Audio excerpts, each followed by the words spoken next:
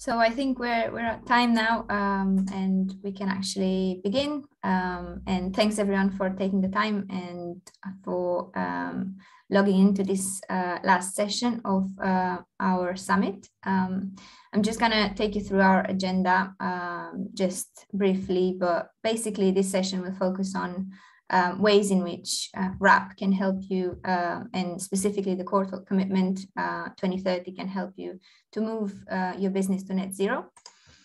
And so in terms of Chatham House rule, I'm just going to go through that initially.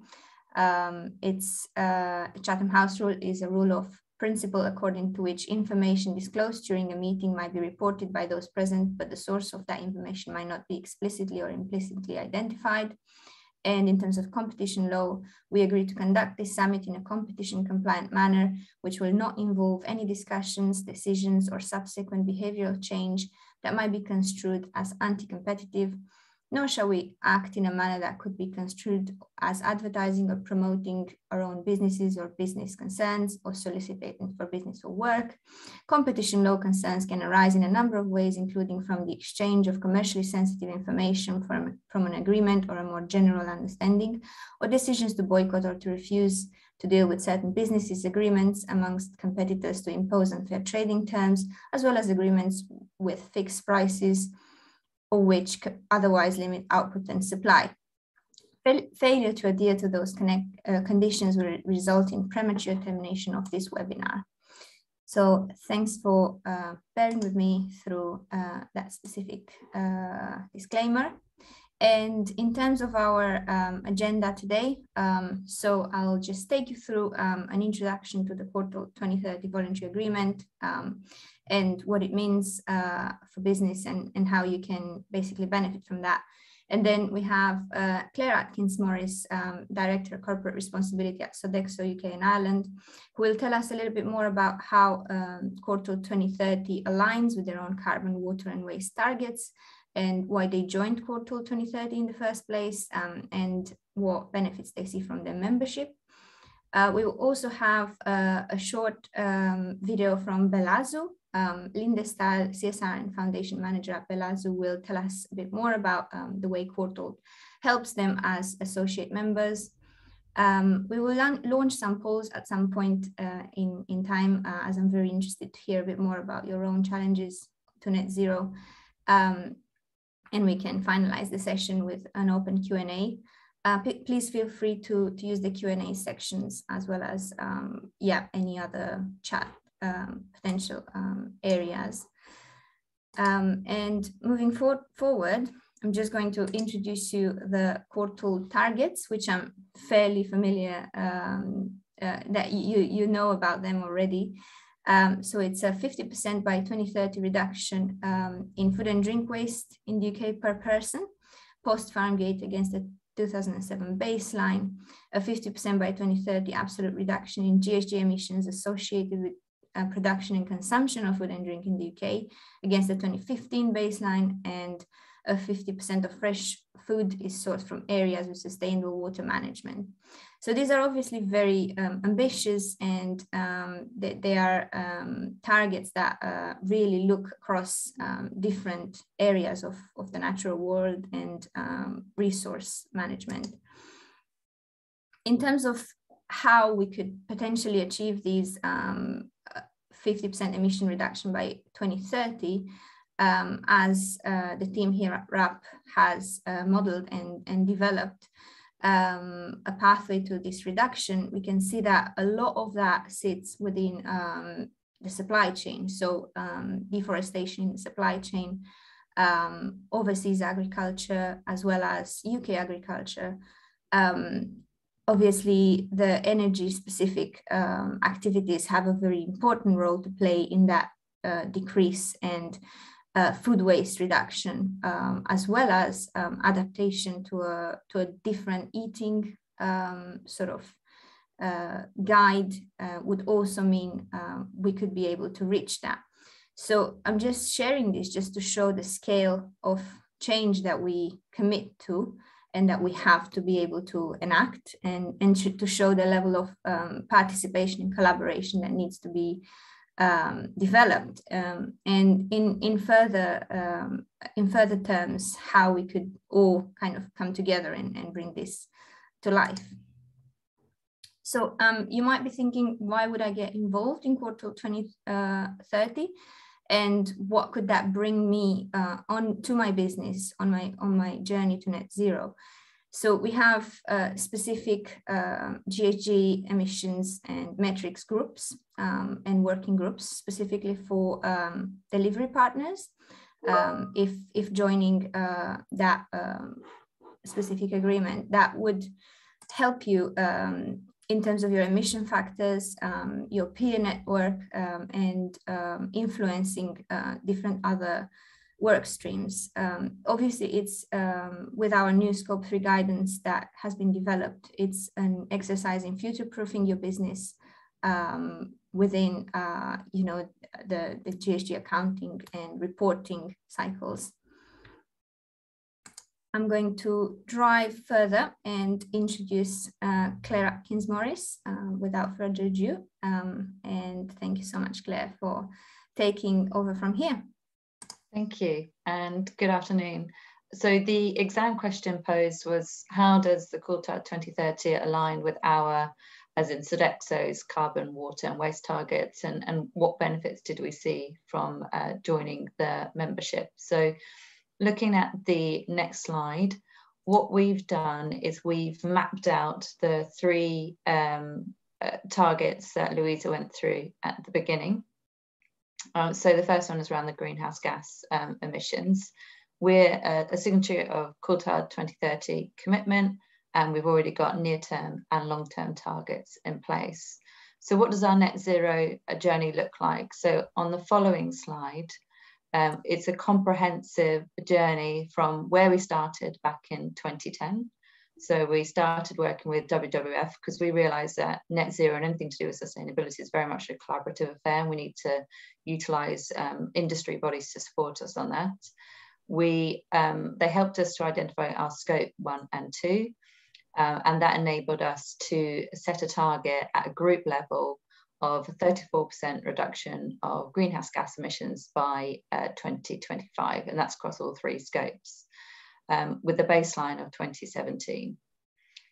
Because we were able to sort of set that target, SBTi validated it and enabled us a really good grounding for where we are today around net zero. Because of the external factors, so Boris and the government have been really busy around decarbonising the grid and other external factors. Within the UK and Ireland, we've actually exceeded that 34% target way ahead of schedule, and I have a slide that shares those results. And that enabled me and our board, our senior board, to have confidence in our ability to then continue to create some robust targets. So the next one is around being carbon neutral for our direct operations by 2025, to reduce our greenhouse gases by 55% by 2030. Again, that aligns with the Courtauld commitment. And then to move to a 90% decarbonisation of our business by 2045 at the very latest. Now, the reason why we've gone down this route is we're following the SBTi framework. And again, the reason for how we want to approach net zero is about being authentic, transparent, realistic, and using industry bodies such as SBTi and RAP help us with that external insight, but also future-proofing. So listening to the webinars over the last 2 days, it's really showing some of the challenges that we're all facing, and it also enables businesses such as ours to understand what we want to do in this area, where the gaps are, how we want to fulfill them, but still maintain being on a robust journey. So moving on to the next slide. This is our results, more than comfortable to share them externally. So our footprint for 2021 was 714,000 tonnes of carbon. And you can see there that 99% sit in Scope 3. So that Scope 3 working group with RAP is absolute paramount for us. We really want to make sure that we drive real value, because it's a real a niche area in Scope 3 for us. that's not to say that 1% in scope 1 and 2 is easy to attain. So within that, you can see that we've made great inroads around our transportation and electricity, but we've got some way to go around our heating. Now we own and run 4 prisons, and there's a real sort of focus around heating, and you can see that that has actually increased. So we've got a bit of a strategy to mitigate that. Looking at scope 3, again, made some really great inroads in the different sort of scopes, but the employee and commuting, that's showing as red. We know that's how we actually currently calculating it at the moment. So we're looking to make sure that the methodology we use is as robust as we can. And there's a real balance here with data, and we saw that again through the earlier webinars around data perfection versus impact. So pleased to report that we're at 38.5% reduction of scope 1, 2 and 3 against that baseline of 2017. And we also checked the intensity of that as well, because obviously lots of factors, we haven't been going to the offices, we haven't been travelling and so on and so forth, but that is actually the true reduction of our organisation. So the key, one of the key focus areas for us is around supply chain emissions. So we've noticed that they are at 23% of our total emissions. And we did a bit of a survey. So on the next slide, I love that. I love that little, I didn't put that in, but I love how that moves. So we did a sort of a quick survey with our strategic suppliers just to understand where they are on their journey, because we recognise again that we can't do this by ourselves, and wanted to understand where they're currently at. So you can see the stats. So 69% of our strategic suppliers are measuring their scope 1 and 2. 49% are measuring scope 1, 2 and 3, which means on the total we have 85% measuring some of their greenhouse gas emissions, which is positive, but it also recognises that we've got a way to go. And that's why we're very much promoting that scope 3 working group for us and for our suppliers, because it means it's a real nice standardised framework. What we don't want to do is, because our suppliers, our competitors, we're all working towards making sure that we have robust data calculations. If we're having to report against lots of different frameworks, we're just focusing so much more on reporting.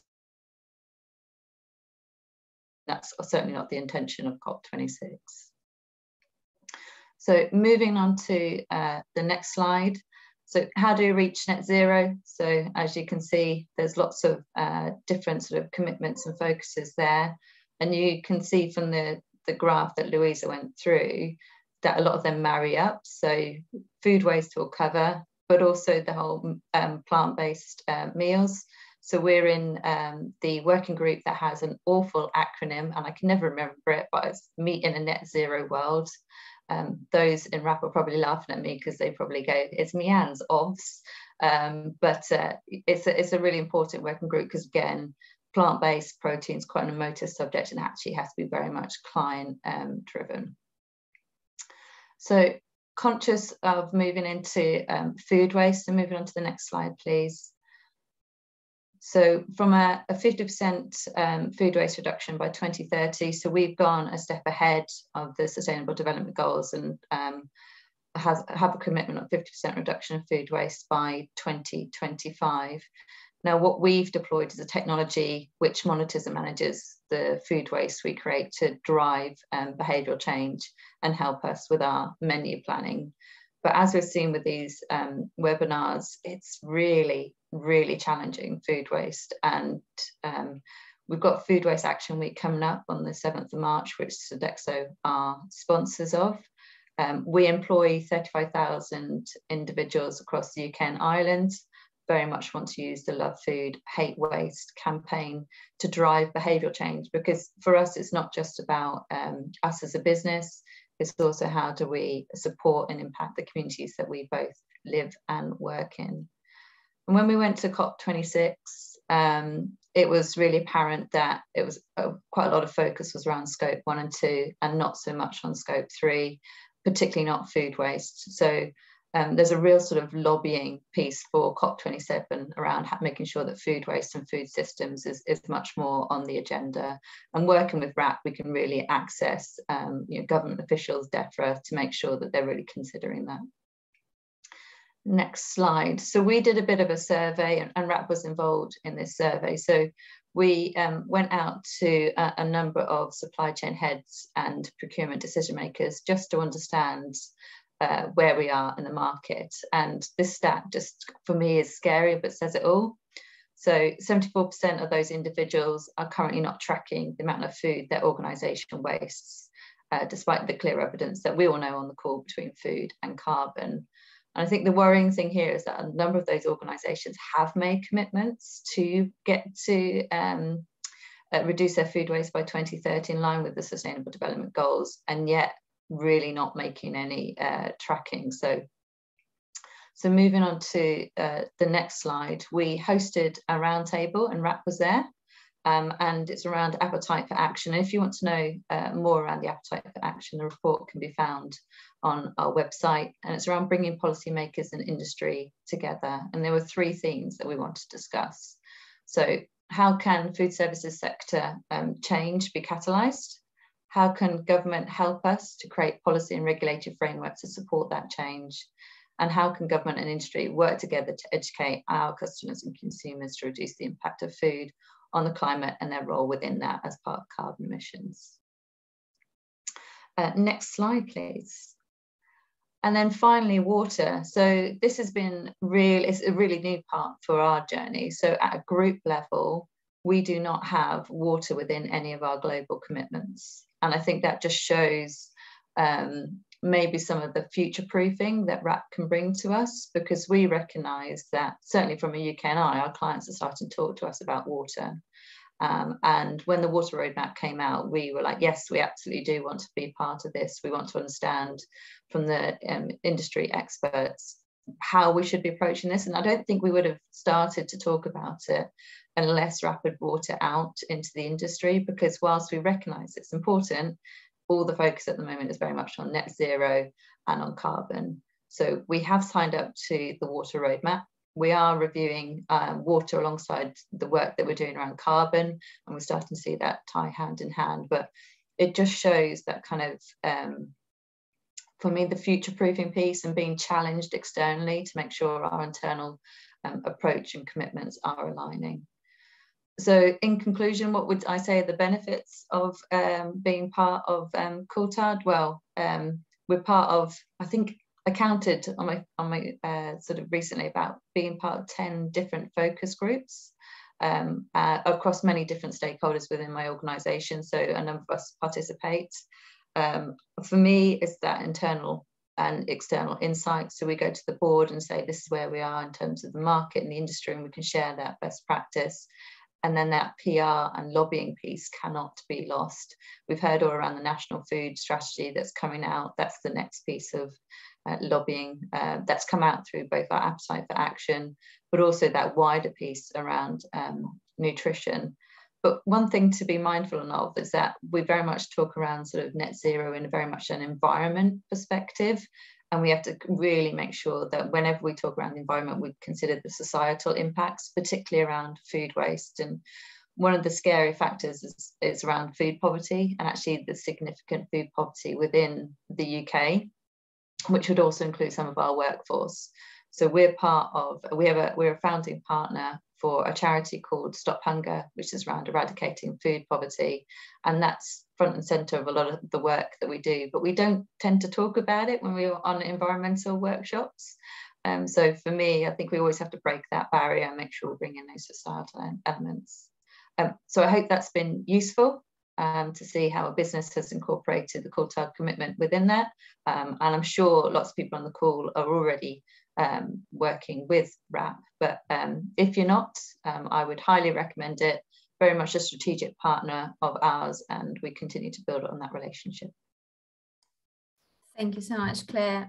That has been an amazing endorsement, and yeah, thanks for the chat about how you've embedded Courtauld. I will move on to our next sort of side of the agenda. So we have a short recording from Linde Stell, CSR and Foundation Manager at Belazo. And I'm just going to introduce you to Belazou. So they are an associate member of the Courtauld 2030 commitment, and basically work across through their strategy across a few of the things that we offer in Courtauld 2030. So it can be really easily to notice in terms of they are being a Courtauld 2030 associate member, and they're focusing their strategy around reducing water, food waste and emissions, as well as having 13 different waste streams to optimize recycling. So that's really quite impressive in terms of that waste segregation and the fuller strategy that they have. And obviously with resource and knowledge and materials from Courtauld and RAP. Hi, I'm Linda, Sustainability Manager at Belazou. As a food company, we're very aware of the effect food waste has on the climate crisis and how the climate crisis affects the food supply. So minimizing our food waste, our carbon footprint, and managing our water usage internally and within our supply chain are very important steps to achieve global goals and to minimize our effect on the climate, on the environment. Collaboration is key, and being a part of the Courtauld Commitment 2030 gives us access to a network of like-minded businesses who want to achieve the same things, and it also helps us to achieve this in a structured way.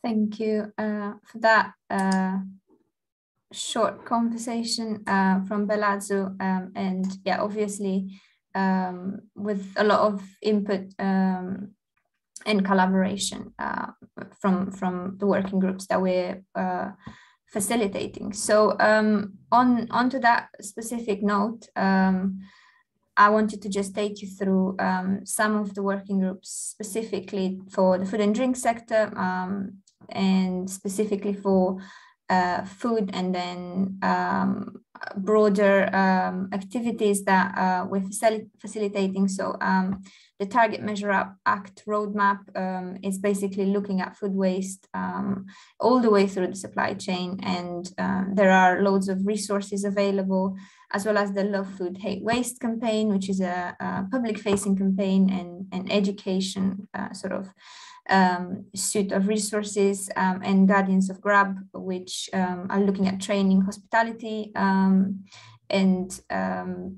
looking at food waste and measuring food waste in that area, as well as better understanding plate waste. And then in terms of our sector-specific working groups, we have the meat working group, fresh produce, dairy, and then hospitality and food services, where you can actually work in a non-competitive manner with your peers and share knowledge. And then in terms of topic-specific working groups, the supply chain GHG emissions scope 3 focus working group is one of the areas that brings in quite a lot of value at the moment with GHG reporting standardization, as well as emission factor standardization and better understanding and better granularity in terms of data. We have another specific working group on consumer marketing and communications, surplus food redistribution, that has been mentioned earlier, just in terms of like food poverty and what could be achieved in that area, as well as water stewardship project oversight, which looks at water stress in catchment areas and enables action in those areas. So just before we move to the next slide, it would be really great if we could get some polls up. We have a few questions for you, and we'd really love to have that input from you in terms of your needs. So just in terms of where is your business on the net zero journey, it would really help us better understand if you're not working with RAP already, or whether if you are or not, and then what are your biggest challenges in getting to grips with your scope 3 emissions and decarbonizing your supply chains, and then further, what would you like Courtauld 2030 to support you with in future? So is that communication, supporting implementation of decarbonization actions, industry leadership and guidance, metrics and emission factors, granularity or upskilling. So I'm just going to move over, and potentially everyone had some time to answer to the polls.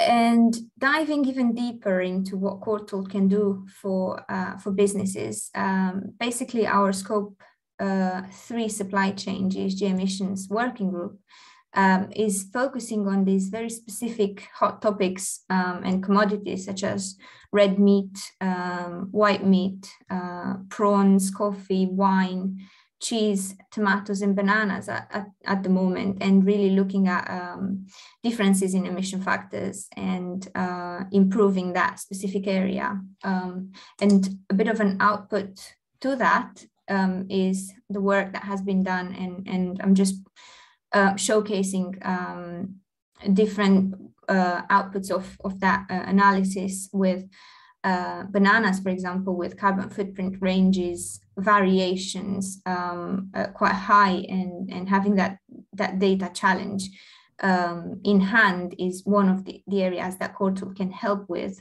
And also it is a matter of data, but it is also a matter of collaboration. So that's definitely something that Courtauld focuses on. And as an addition to that, it has been mentioned earlier, but I just want to make it again clear to potentially new attendees that the Courtauld 2030 GHG baseline pilots will be launched for delivery signatories and partners. So we will be offering piloting opportunities for Courtauld delivery partners to stress test the guidance whilst kickstarting and enhancing their scope 3 accounting. So we intend to offer support in form of technical expertise from RAP. So basically that's creating your baseline and putting those new and improved guidance to work. Obviously that's a perk of being a delivery signatory, so signing up to Courtauld and committing to action. In terms of what you can find on the other side when you decide to sign up and to work with us,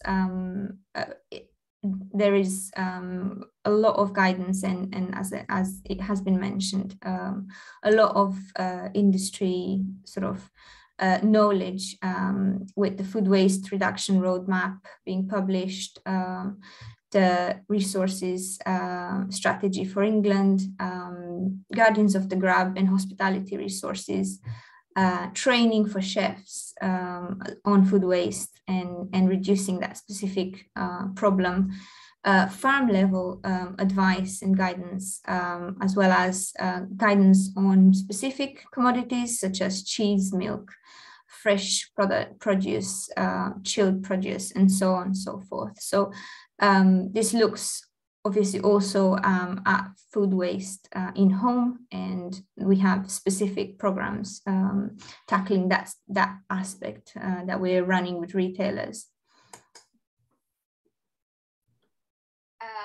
In terms of communicating that further, RAP has partnered with Behavior Change, and this is a fairly new announcement, and we will be able to kind of bring in more communications and more awareness around your net zero work and development and just what you're doing in general. So these are our partnership is really grounded in behavioral science and is bringing in extra value to the Courtauld commitment.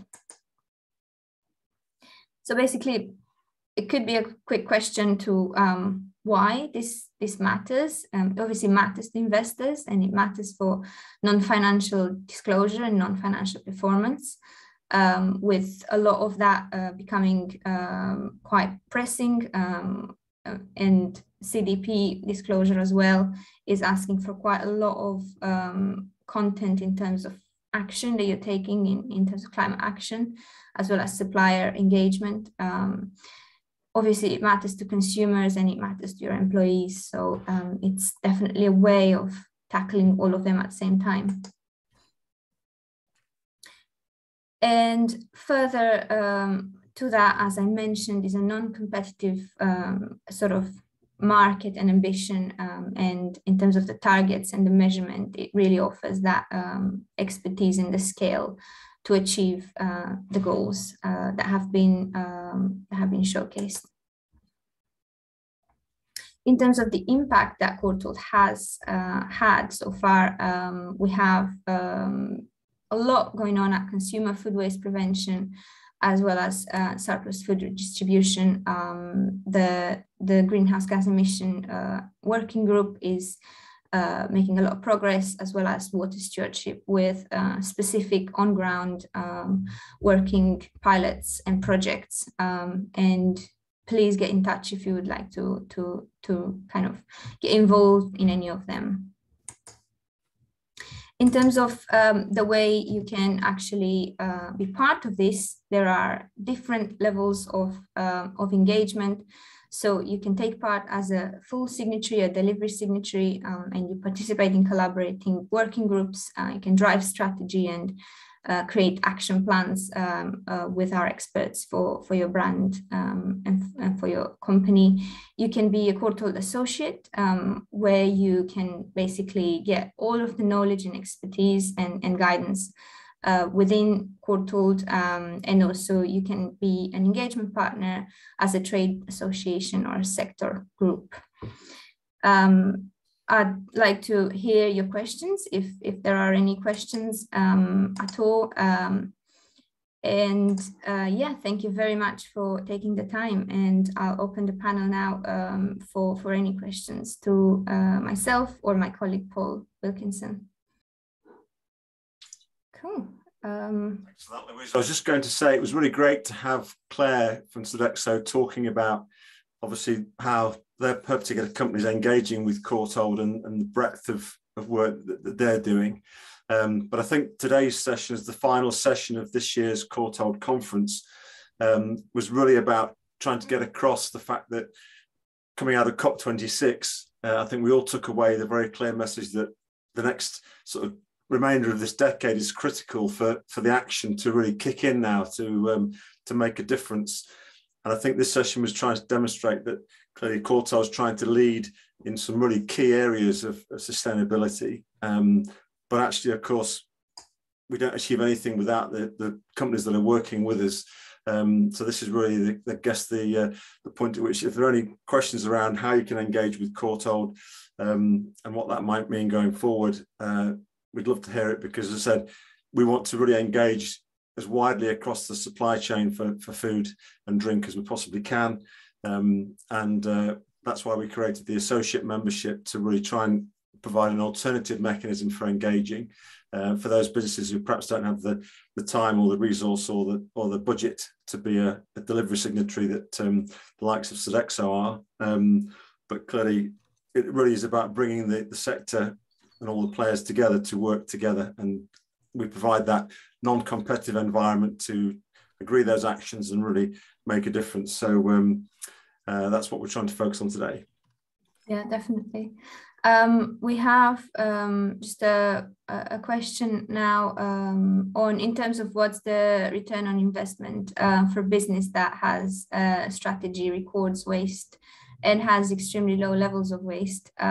Well, our sort of membership framework works based on revenue. So there are different levels of membership that you can take part in, and basically there are more resources that you can access, as well as a one-to-one or one-to-many sort of account managers that can help you tackle other areas other than waste, as well as greenhouse gas emissions, water, and supplier engagement in terms of achieving your carbon goals.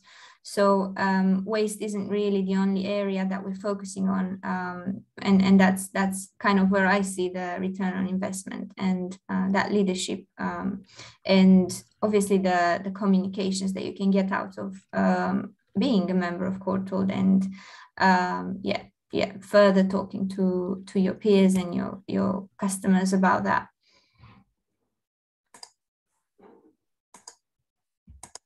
Cool. If there are no more questions, we will have to sort of close this session, but I'm very happy if anyone has any live questions, or if they want to ask any further questions, or get in contact with us, and let us know any other further follow-up conversations. At this stage in the day, Louise, getting 5 minutes back to go and put the kettle on is probably a bonus. That's definitely the case. I was just going to get ready to do that. Cool. Yes, so we have a Courtauld commitment email address that you can basically email us and get in touch with us if you'd like to discuss membership options for your organization or anything that could be suitable for you. So that's courtauldcommitment@rap.org.uk. So thanks a lot, everyone, for taking the time and just following on with us through the last session of the Courtauld 2022 Summit. And have a lovely rest of the day and a nice evening.